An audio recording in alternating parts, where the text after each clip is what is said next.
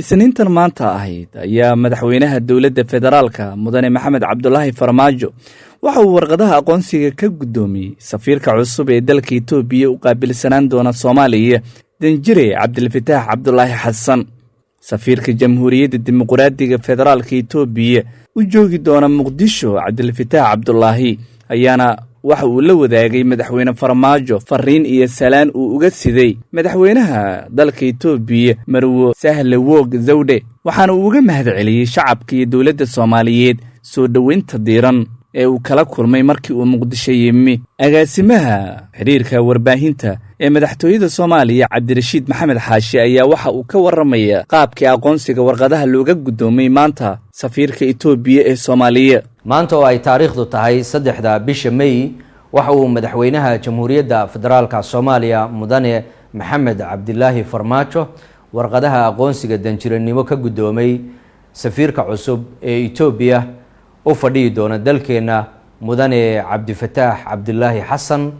ugu horeynba safiirka cusub ee Itoobiya ayaa madaxweynaha soo gaarsiiyay dhambaal iyo fariin gaar ah oo uu ka waday madaxweynihiisa. waxa uu sidoo kale safiirka cusub hoosta ka xariiqay in uu dadaal badan ku bixin doono kor u qaadida xiriirka labada dal. madaxweynaha iyo safiirka cusub oo kulan gaar ah yeeshayna waxa diiradda lagu saaray iskaashiga dhinaca amniga, kan dhaqaalaha iyo kor u qaadida dimuqraadiyadda ee ka dhaxeeya labada dal. madaxweynaha jamhuuriyadda oo ugu horeynba soo dhaweeyay danjiraha cusub ayaa warbixin guud ka siiyay horumarka dowladda federaalka iyo shacabka Soomaaliyeed ay ka gaadheen dhinaca dhaqaalaha iyo dib u dhiska dalka. Itoobiya iyo Soomaaliya waa laba dal oo xad leh oo ay ka dhaxayso taariikh fac weyn. sidaa daraadeed waxaa dowladda federaalka ee Soomaaliya ka go'an inay kor u qaado xiriirka diblomaasiyadeed ee ay la leedahay dalka Itoobiya. aad baad u mahadsantihiin. IBS Bank waa bangi aad u ballaaran oo shirta qaran adduunka ay aqoonsan yihiin oo astaanta ku shaqeeyo waa degdegsiima adeeg iyo amaanan dib dhacayn.